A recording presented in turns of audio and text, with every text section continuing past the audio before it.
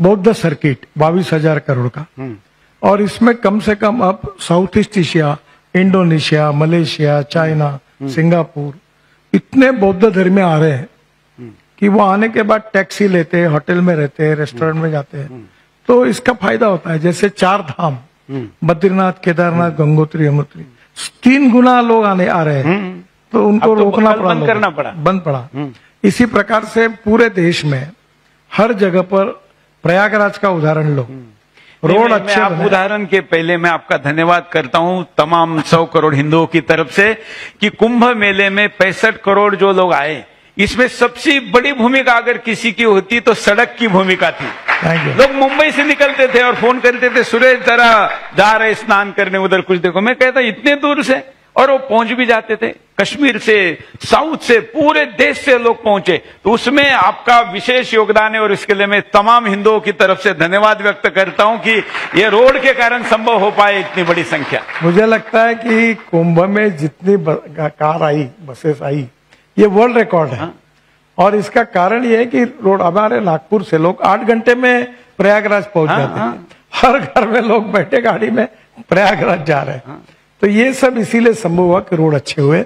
और ये जब प्रयागराज में कुंभ हुआ तो योगी जी ने कहा कि 2 लाख करोड़ का जीडीपी बढ़ा। तो ये जीडीपी बढ़ा, तो ये क्यों बढ़ा? तो इतने ज्यादा लोग आए उसके कारण बढ़े, और रोड बने इसलिए लोग ज्यादा आए। तो इसका मल्टीप्लाई इफेक्ट आर्थिक विकास में रोड बनाने का होता ही है।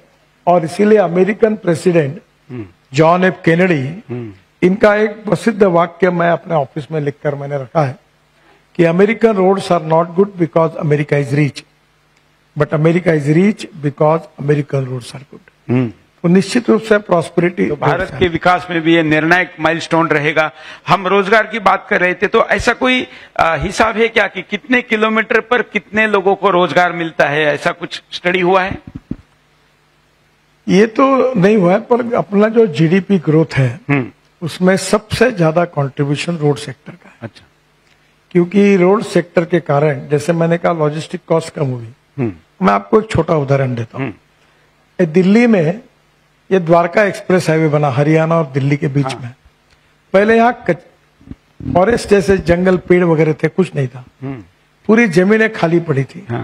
अब यहाँ 10 लाख करोड़ की इन्वेस्टमेंट हुई है, दोनों बाजू में टाउनशिप बनी है, बिल्डिंगें बनी है, और अब उतने रेट बढ़ गए कि एक बार मैं मुंबई हवाई जहाज से जा रहा था तो एक लड़का 30-35 साल का आया, टाई पहना हुआ, मेरे पैर छूने लगा। मैं क्यों, ऐसा क्यों करते हो?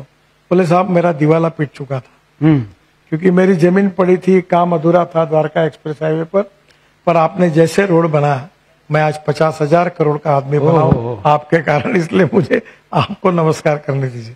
तो ये इतना बड़ा इम्पैक्ट है। कितनी बड़ी टाउनशिप बनी। अब इतनी बड़ी टाउनशिप बनी, उसमें स्टील लगा, सीमेंट लगा, पेंट लगा, फर्नीचर तैयार हुआ, सब काम हुआ। किसको काम मिला?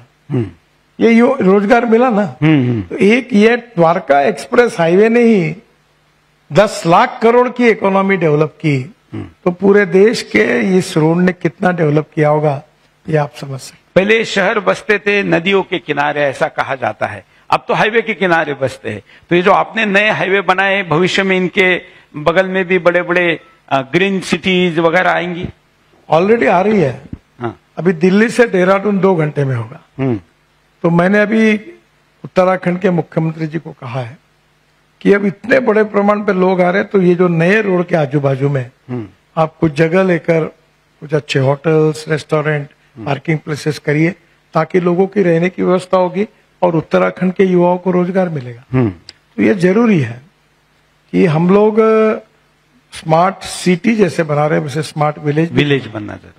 और आने वाले समय में जैसे परचेसिंग पावर बढ़ती है, आप देखो पहले स्टेट ट्रांसपोर्ट एसटी, इसमें लोग रश करते थे, अब उससे ज्यादा रश हवाई अड्डे पे दिखता है। लाइन से लोग आ रहे, उतर रहे, लाखों लोग जा रहे। ये 25 साल पहले किसी को बताया रहता तो कोई कल्पना भी नहीं कर सकता था। ये ट्रांसफॉर्मेशन है। और इंफ्रास्ट्रक्चर डेवलप होने के कारण हमारे देश की प्रगति और विकास हो रहा है। ये तस्वीर तो आप देख ही रहे।